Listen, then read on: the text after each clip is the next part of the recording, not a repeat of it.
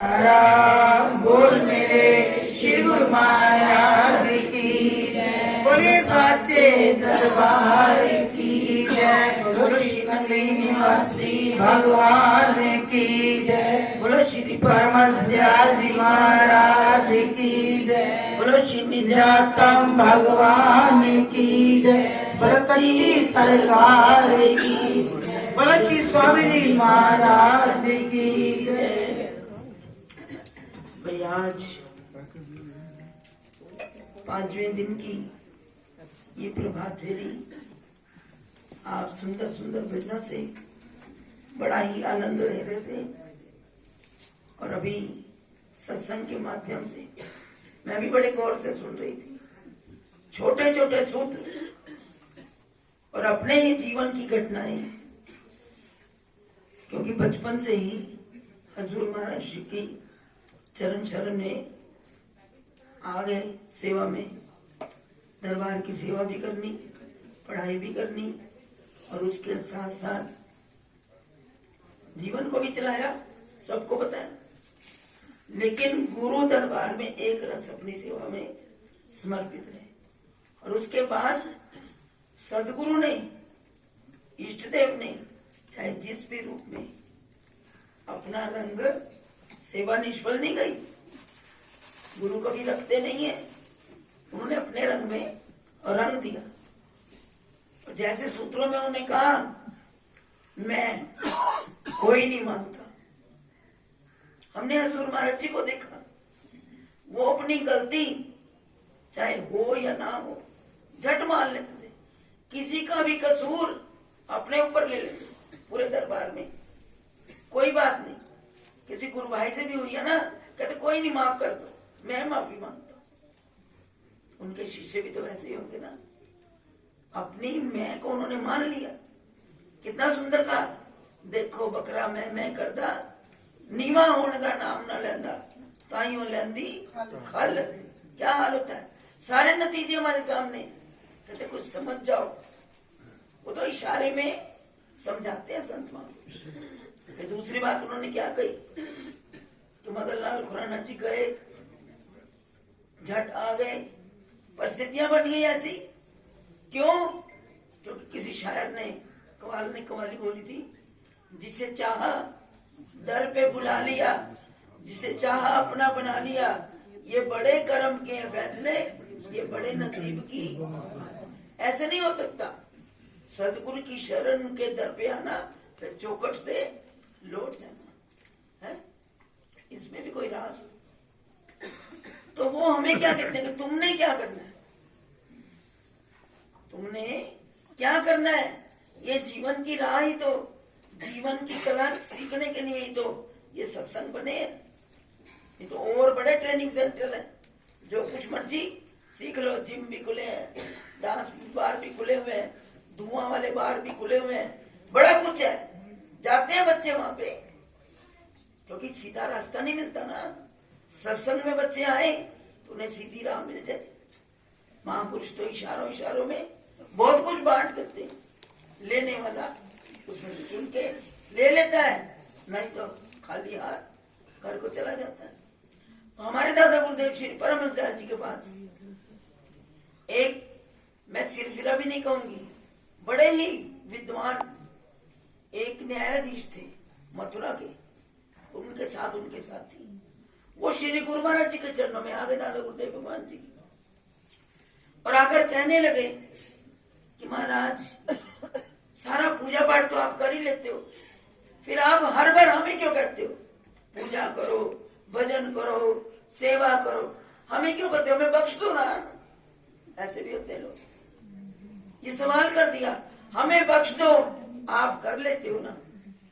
तो दादा गुरु महाराज जी ने इशारों में उन्हें समझाया कि भैया, एक व्यक्ति ना पैसा बहुत था, लेकिन था बड़ा कंजूस। दादा गुरु महाराज का इरशाद है, एक व्यक्ति बड़ा अमीर लेकिन दिल का बड़ा कंजूस था। अब उसने अपने बेटे की शादी की, बहू आ गई घर में।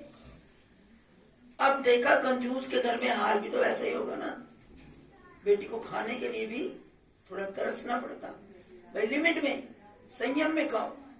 पिताजी का ये असूल था, क्या है, संयम से जो भी करना है, फालतू खर्चा नहीं। अब बहू कहती क्या करूं, पिताजी के घर में तो बड़ी आजादी थी, जो बनाऊं खाऊं, जो दिल करे पहनूं, कोई रोक टोक नहीं थी। यहाँ तो बड़ा मुश्किल मामला है।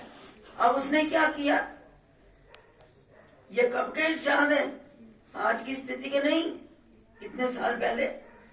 दादा गुरु भाई को कितने साल हो गए, 160 साल से पहले जब ज्ञान देना शुरू किया, उससे पहले की बात है।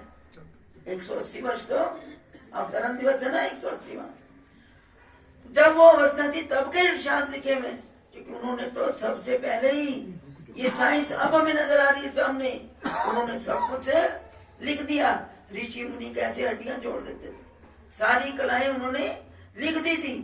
तो उन्होंने क्या उस वक्त लिखा, तो उस बेटी ने क्या किया कि जब क्या करूं कि अच्छा खाने को मिल जाए।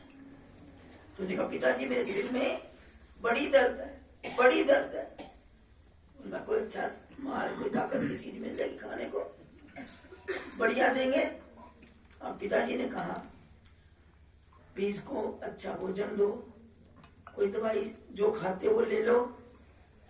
करते करते का बेटा कभी ये सिर दर्द ससुराल में आकर हुई है या मायके में भी कभी हुई थी? कहते नहीं पिताजी, वहां भी हो जाती थी। वहां मेरे पिताजी पता क्या करते थे, एक छिटाक मोती लाकर, बस मिलती है ना मोती, बस एक छिटाक मोती लाकर घर में पीस कर बढ़िया दूध के साथ मुझे पिलाते थे, तब मेरी सिर दर्द ठीक होती थी। कहते बेटा इतने दिन दर्द सहन क्यों किया, पहले दिन ही बता देती, वही इलाज कर देते। उन्होंने बुलाया नौकरों को, कहते भाई 1.25 सेर, तब सेर चलते थे, किलो नहीं थे, 1.25 सेर मोती ले आओ, खरल मंगा ली, और दूध रोज भैंस का लाना। सिर दर्द नहीं होनी चाहिए तो काम कैसे करेगी, मंगा लिया 1.25 सेर। अब लड़की ने कहा माल तो मिला नहीं, दवा ढेर लेने का तैयार हुआ, वो इतनी महंगी, वैसे पैसा नहीं खर्च करते, और कर लिया। जब पीसने लगे जाने के तो काम उल्टा पड़ गया, खाने को तो कुछ नहीं मिला सही। अपने पतिदेव को रात को कहते पिताजी को रोको, इतनी महंगी दवाई खर्चा करेंगे। और वो लड़का भी किसका था, उसी पिता का। कहता भाई देख, मेरे पिता कंजूस नहीं है, पर हाँ बड़े नियम से चलते हैं। मेरे पिता ने बड़ी मेहनत से कमाई की है, वो किसी बच्चे को कष्ट भी नहीं देने देते, लेकिन वो कहते हैं कि बड़े ध्यान से चलो, बड़ी मेहनत की कमाई है, सोच सोच कर। कहते इसके पिताजी ने कहा है कि अभी खा लो, कमाई की है, मेरा कुछ नहीं है, मैं तो छोड़ जाऊंगा, खाली हाथ आया हूं, खाली हाथ जाऊंगा। लेकिन ये सब कुछ माता पिता यही करते हैं ना, जो कुछ भी जोड़ते हैं अपना पेट काट कर अपने बच्चों के लिए, महल भी बनाते हैं, सब कुछ करते हैं।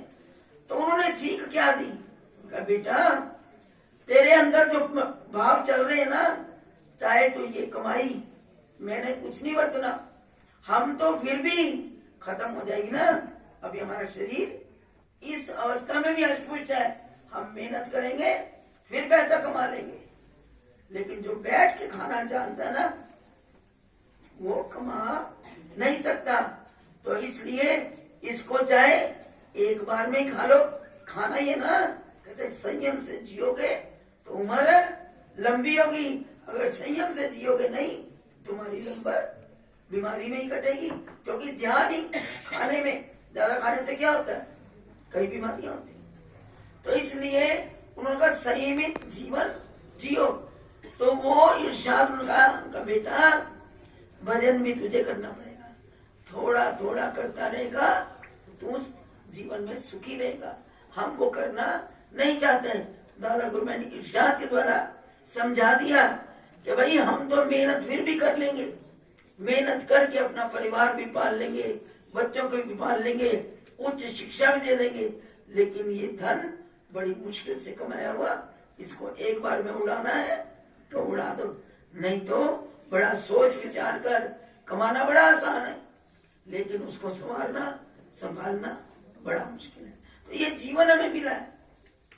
कहते बाहर मत भटको, अंदर की ओर जाओ। फिर उसका भी प्रमाण दे दिया। आपने कई बार सुना, लेकिन हम गौर नहीं करते। सत्संग तो कितने साल हो गए जो महाराज जी के समय के हैं, महाराज जी के सत्संग सुने, स्वामी जी के समय स्वामी जी के सत्संग सुने, दूसरे स्वामी जी के समय उनके सत्संग सुने, लेकिन अपने ऊपर हम आत्म विश्लेषण करें कि हमने उसमें से क्या चुन के अपने जीवन में अपनाया, क्या कमाई हमने की। ये बड़ी सोचने वाली बात है। उन्होंने प्रमाण दिया। एक माता अंदर बैठे सिलाई का काम कर रही थी, करते करते एक सुई उसकी कमरे में गिर गई। अब शाम का समय हो गया, अंदर अंधेरा था, तो कहने लगी बाहर ना वो खंबे की लाइट जल रही है, वहां जाकर सुई ढूंढने लगी। रोशनी में मिलेगी ना, अंधेरे में तो न मिलेगी। उसका जो दिमाग काम किया कि अंधेरे में नहीं मिल रही, मैं बाहर रोड लाइट चल रही है उसमें जाकर सुई ढूंढ लेती हूँ, मिल जाएगी।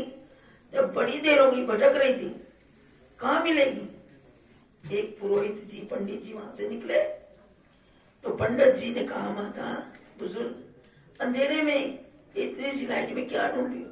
कहते बेटा मेरी सुई गिर गई है, मैं सुई को ढूंढ रही हूँ। उनका माता मुझे ये बताओ, सुई अंदर गिरी थी या बाहर गिरी थी। कह रहे गिरी तो अंदर थी। मतलब बाहर क्यों ढूंढ रही, बाहर थोड़ा मिलेगी। कह लगे नहीं, अंदर अंधेरा है, अंदर है अंधेरा है, मैंने कहा रोशनी में ढूंढ लो। उन्होंने कहा ये बाहर में चल अंदर। वहां उन्होंने दिया का दिया जला, रोशनी कर, और जब दिए की रोशनी में अंदर ढूंढा तो सुई उसको सामने मिल गई। अरे हम अपने अंदर तो दिया जलाते नहीं, हम बाहरी वस्तुओं में उस परमात्मा को ढूंढते हैं। वो बाहर नहीं मिलेगा। वो राम, वो प्रीतम, वो सदगुरु हमारे अंदर है, तुम्हें कहीं जाने की जरूरत नहीं। उन्होंने लिख दिया संत महापुरुषों ने, मृग नाभ में सुगंधी ढूंढे वो घास गंदी। वो जगह जगह घूमता है, खुशबू उसको अपने अंदर से आती है, उसकी नाभि में कस्तूरी होती है, उसकी खुशबू से सारी चारों दिशाएं जितनी नजदीक होगी वो महक जाती है। तो वो ढूंढता कहीं इधर है उधर है, भटकता रहता है। कहते बाहर भटकने की जरूरत नहीं। हजूर महाराज जी ने तो नाम उपदेश देके हमें अंदर का रास्ता बताया है। अंदर तुम जितना हो जाए भजन करोगे वो आनंद, राह पे बात हो रही थी ना, आनंद आनंद सदगुरु के पास है। इसलिए सदगुरु को ही हमें प्राप्त करना पड़ेगा। तो ये बड़े सुंदर दिन हमारी दशा और हमारी दिशा को बदलने के लिए है। जो हमारी दशा है ना, भटक रहे हैं, तो संत महापुरुष सदगुरु के वचन हम वही सुनाते हैं ना, वो हमारी दिशा और हमारी दशा को है। हमारे उल्टे दिन कितने गुरु कहते ना, बिगड़ी मेरी यही समझ जाएगी। तो दशा भी सुधार देते हैं और हमारी दिशा भी सुधार देते हैं। अब ये आपके हाथ में, आप क्या करना चाहते हो उसी मार्ग को चुन लो। आपको परमात्मा ने विवेक बुद्धि दी है, पशु को नहीं। पशु को विवेक बुद्धि नहीं है, वो जहां होगा वहीं मुंह मारेगा। इंसान के पास विवेक बुद्धि है, उसको ये ज्ञान है ये रास्ता स्वर्ग की हो जाता है, ये रास्ता नरक की हो जाता है। चुन लो, जहां जाना चाहते चुन लो, तुम्हारे हाथ में। तो इसलिए हमारे गुरुदेव भगवान बड़ा ही सरल रास्ता बताते हैं। तो इसलिए हम अपनी सही राह पर चुने और उस पर चलने का, फिर वो बात वही आती, घूम फिर के बात वही आएगी। सुनो, उसको फिर मनन करो, फिर उस पर चलने का प्रयत्न करो, फिर देखो जीवन कैसे निकलता है। हमारे दादा गुरुदेव भगवान जी का ये पावन अवतरण दिवस और आज गुरु महाराज जी के भक्तों के घर। हमने तो देखा महात्मा जी के पिताजी बजाजी की दुकान थी ना, जब जन्माष्टमी आनी सारे थान उठाकर ले आने। ये नहीं सोचना कि मेरा कपड़ा खराब हो जाएगा, क्योंकि उन्होंने सुना हुआ था महाराज जी के मुख से कि जब श्री गुरु महाराज जी कहीं भी जाते थे ना, लोग थानों के थान सड़कों कहना जिस राह मेरा सतगुरु आवे मैं अपनी अखियां दे फर्श बिछावा। तो वो भक्त ऐसी सेवा करते थे। महाराज जी के दरबार में आकर जन्म वो सजाना आश्रम को, और थानों के थान सफेद लाकर वो ऊपर कितना रंग डालते हैं, बुरा डालते हैं, कर करके आश्रम को सजा देना। ऐसी सेवा करी भक्तों की। आगे बच्चे भी तो वैसे ही सेवा करी है, नियम से आते हैं, नंगली दरबार जाते हैं, उसी राह पर चल रहे हैं। यही तो हमने शिक्षा अपने बच्चों को देनी है कि हम बाद में तब उनको कितनी खुशी होती होगी। आज बच्चे कैसे गुरु महाराज जी की सेवा और गुरु दर आई हुई संगत की सेवा को कर रहे हैं। तो गुरु महाराज के चरणों में आशीर्वाद तो महाराज जी का चल ही रहा है। और हम फिर भी और अरदास गुरु महाराज के चरणों में करेंगे कि इन बच्चों का गुरु महाराज के चरणों में प्यार दिन दुगना रात चौगुना बढ़े। ये सेवा सिमरन भक्ति से सदा भरपूर रहे और गुरु महाराज की रहमतों की बरसात इनके घर पर होती रहे। और ये जो नया मकान इन्होंने लिया जिसमें गुरु महाराज जी पहले आकर विराजमान हुए, तो महाराज जी यही कहते थे कि ये बच्चे सुख पूर्वक आनंद पूर्वक इस घर में निवास करें, सतगुरु की कृपा सदा बरसती रहे। भाई आज के इस सत्संग की दादा गुरु महाराज जी के पावन अवतरण दिवस की और सब संगत को और इस परिवार को बहुत बहुत बधाई मुबारकबाद। गुरु महाराज की कृपा सदा बनी रहे। इन्हीं शब्दों के साथ आप सभी गुरु महाराज जी का जय घोष करें। बोलो जयकारा बोल मेरे श्री गुरु महाराज की जय। बोलो सांचे दरबार की जय। बोलो श्री नगली निवासी भगवान की जय। बोलो सच्ची सरकार की जय। बोलो श्री स्वामी जी महाराज